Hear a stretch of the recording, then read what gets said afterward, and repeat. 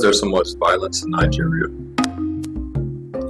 Terrorism is a relatively new concept in Nigerian history since their independence in 1960. Since then, the country has had corruption and poverty, giving room for the poor and unemployed to show their unrest and resentment. This created the right ingredients to start an anti-government group, now called Boko Haram.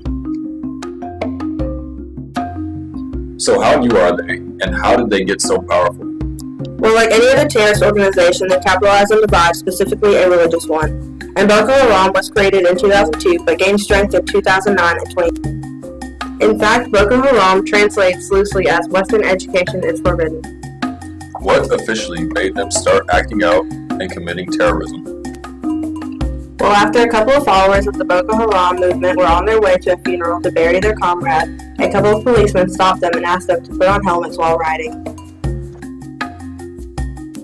After the riders refused, a gunfight began which injured people on both sides. Yusuf, the leader of Boko Haram, was so furious he began attacking government buildings and officials, warranting a severe response from the government, which was the last straw on both ends.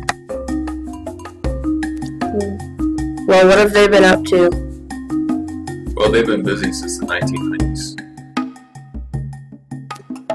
The group became known as Boko Haram under their leader, Mohammed Yusuf, in 2002.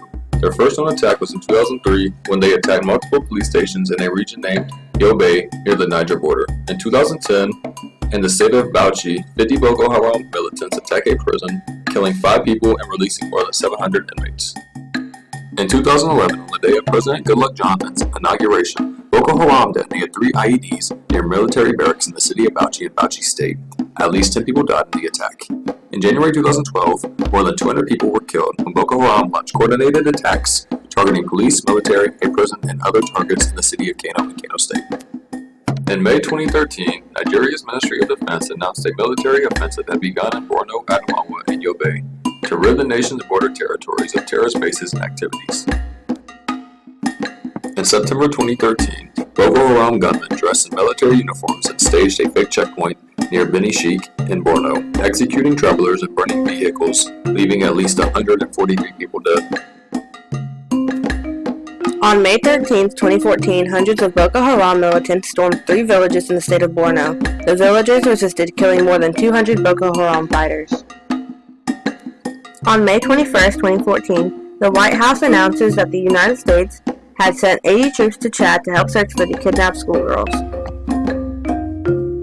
On July 7, 2014, sources say at least 57 girls kidnapped by Boko Haram last month from the Kumabza village in northern Borno State have escaped from their captors and returned to their village. Boko Haram is still believed to be holding about 200 schoolgirls abducted April 14th from a boarding school in the town of Chibok.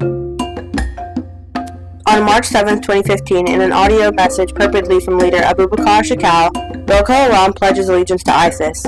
On July 1, 2015, Boko Haram militants raided 3 villages in the northeastern Nigerian state of Borno, killing at least 145 people.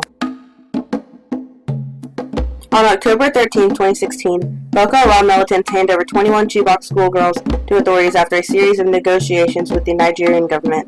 It's the first mass release of any of the more than 200 girls and women kidnapped from their school in April 2014. As many as 57 girls escaped almost immediately in 2014, and one was found in May. Created using Powtoon.